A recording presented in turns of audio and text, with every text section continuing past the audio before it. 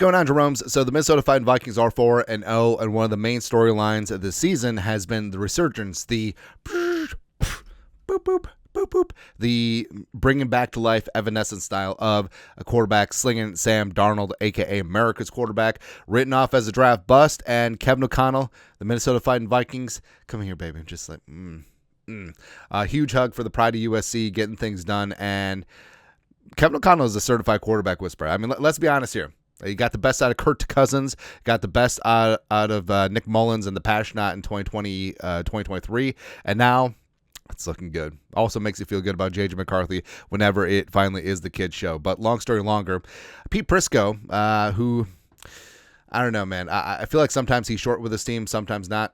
But he actually gave the Vikings a modicum of respect this week in the power rankings. But power rankings are important. The piece, the preamble that he wrote about slinging Sam Darnold is. All right, so let's get into this. Sam Darnold for MVP. Sounds crazy, right? It really isn't. Darnold has the Minnesota Vikings at 4-0. He leads the NFL in touchdown passes with 11 to go, along with 932 passing yards and 8.8 yards per attempt, showing his knack for the big play. Now, we've put this theory out there before, where a lot of the national media jabroni haircuts are based in New York, or they take their keys from New York. And everything is East Coast bias. And when Darnold's with the Jets, how many times did they lead with, oh, is a number 3 overall pick a bust? Oh, Darnold is losing. Oh, Darnold got Bowles fired. Oh, Darnold got Gase fired. Oh, Darnold, da. So it's inertia and muscle memory that they're preconditioned to hate on Sam Darnold.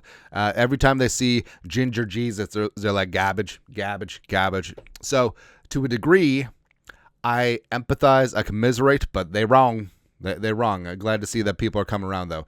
Darnold wasn't flawless in the Vikings' impressive road victory against the greasy grimy Green Bay Packers on Sunday, throwing one pick and losing a fumble in the second half. Oh, me so sorry that he's supposed to see the free blindside rusher, and also his arm is moving forward. And the pick was not a pick, by the way. It was a bad throw because he stared down Aaron Jones on the wheel route because Kevin O'Connell had a mandate that Aaron Jones got a touchdown. Not saying, I'm just saying, but it wasn't an interception either way. But the NFL Park Avenue had such a hard-on for the Xavier McKinney interception streak. And also they want to keep that game close. So that call came down upon high. Oh, he dropped it. I don't know, interception. Darnold, who came into the season with a career completion percentage under 60, has completed 68.9% of his passes. Nice. This season with a passer rating of 118.9 when his previous career best is 92.6 and 6 starts in Carolina. It helps that he has Justin friggin' Jefferson, the best pure receiver in the game. Also, great blocker. It's great, man. And a great offensive mind in Kevin O'Connell calling plays, but give Darnold credit for resurrecting his career. He was a former high first-round pick of the Jets, a flop there. Was just okay for the Panthers and served as a backup for the Niners. He came into the season as a stopgap. The plan was for him to keep the seat warm until first-round pick J. McCarthy was ready to play.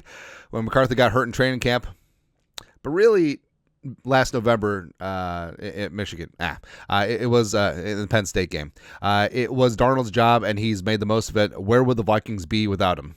I don't know, probably still 4-0. I mean, Nick Mullins can sling it, man. The defense has impressed under coordinator Brian Flores, but the offense has done its part as well. Darnold is the reason why. The Vikings are up to the number 2 spot in my power rankings this week. Hater.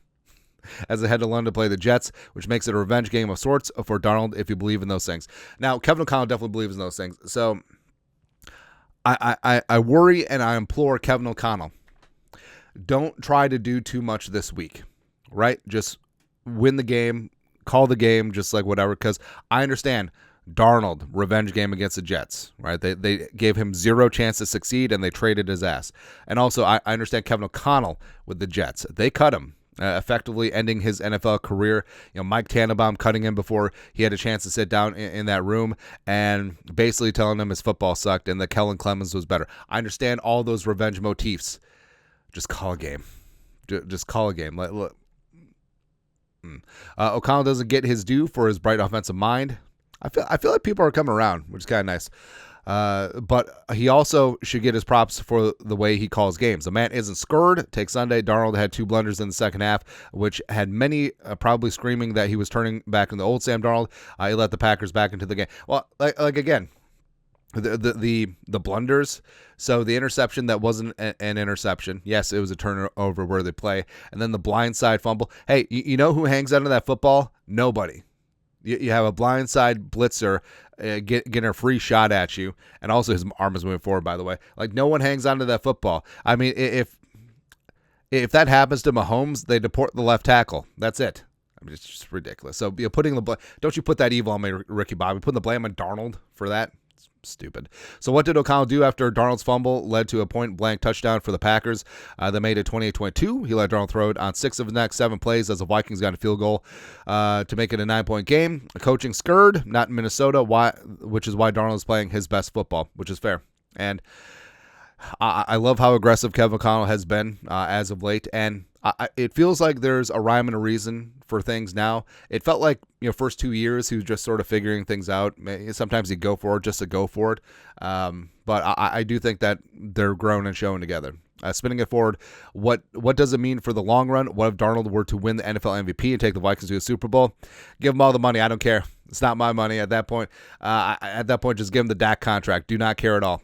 McCarthy was supposed to be the future, but it might not be the case if Darnold keeps this up. He's only 27, so there's still a lot of football left in him. I say that all the time. The first month, he has been a heck of a resurrection of his career. Is he going to be NFC Offensive Player of the Month for September? I just thought about that.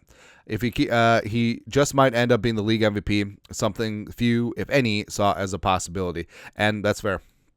And Darnold this season, he's putting up numbers, and also he's playing within himself. It feels like he's not doing too much, and it does feel like this is sustainable. This is replicable week to week to week. The weapons are there. You get Hawkinson back. Addison is now back to full health. The offensive line's going to have some depth with Reisner. Kevin O'Connell is definitely feeling himself. The defense will rise again, getting the ball back in advantageous field position. And he's completing almost 69% of his passes. He's top 10 in most statistical categories, if not one. He's the only quarterback with double-digit passing touchdowns. He only has 3 picks, which is kind of great. 8.8 yards per attempt, 8.8 ADOT. That's great symmetry there. Then also the 118.9 quarterback rating is first in the league. And if you extrapolate that over a 17-game season, I understand it's early. It's only 4 games, but he's on pace for just shy of 4,000 passing yards, which, I mean, those numbers will go up. Passing numbers are down league-wide. It's kind of crazy this year, man. Defenses are catching up.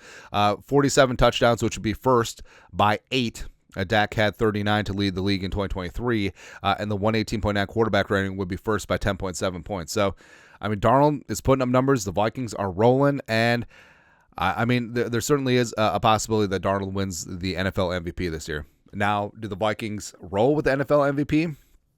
Depending on what happens in the playoffs, I think it's a possibility, but I love the way that Vikings fans have embraced slinging Sam Darnold, Ginger Jesus, a.k.a. America's quarterback, and things are really fun right now. But don't worship false idols, but what about Zeuser coming down from Mount Olympus? That's what Darnold's doing, man. That's right, baby. But your thoughts are thoughts. Is Sam Darnold a legitimate MVP candidate? He is. Let us know your thoughts, comment section. You know what to do. Skull Production Value.